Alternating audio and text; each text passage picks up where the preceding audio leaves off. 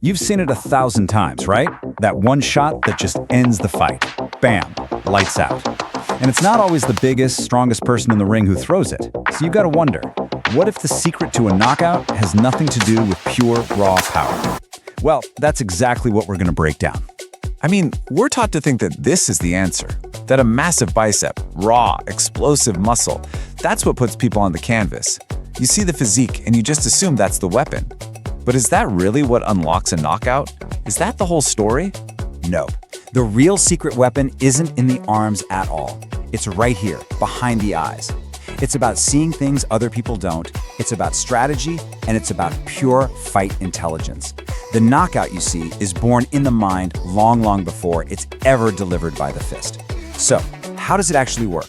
To really get how to cause a knockout, first we have to understand what it even is.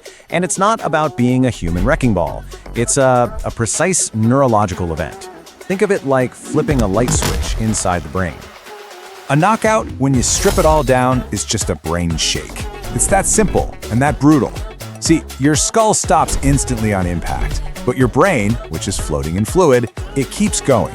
It literally sloshes forward and slams against the inside wall of your skull. And that sudden, violent trauma, that's what causes the total system shutdown we call a knockout. So here's the key. The goal isn't just to hit the head hard.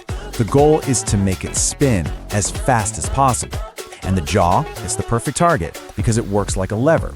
A clean shot right on the chin or jawline creates the most whip, the most rotation, which in turn causes that devastating brain shake.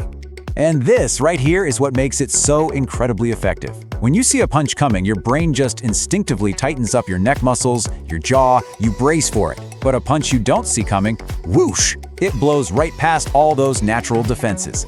The head snaps around freely, and even a lighter, technically perfect shot can be enough to just switch the lights off. Okay, so we get the what, it's a neurological shutdown from making the head rotate. But the real art is in the how. If raw power isn't the main ingredient, then what separates a good punch from a truly fight-ending one? Well, it really boils down to two things that have to work together perfectly. You've got precision, that's the where. It's about landing on that exact little off switch on the jaw. It's the difference between a sledgehammer and a scalpel. And then you have timing, that's the when. It's the art of landing that precise shot at the exact millisecond your opponent is open and, most importantly, has no idea it's on its way. All right, so having a sharp scalpel is great, but creating the opening to actually use it, that's a whole different ballgame. And that's where the master key comes in, the thing that turns a good fighter into a truly brilliant one, Fight IQ. Fight IQ is basically the software that runs the hardware. It's like a high-speed computer, processing data in real time. It's the ability to see the patterns in what your opponent is doing, to build a little model in your head of how they're going to react, and then use that model against them. You're not just fighting their body anymore, you're fighting their habits. Let me give you a classic example of this. It's all about setting a trap. Let's say you throw the same combo over and over. Jab, cross, dig to the body. You do it again. Jab, cross, body.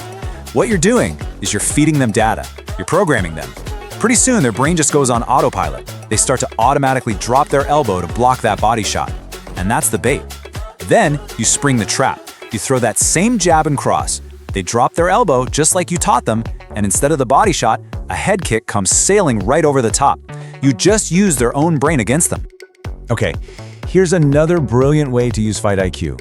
Exploiting a defense that you know is coming.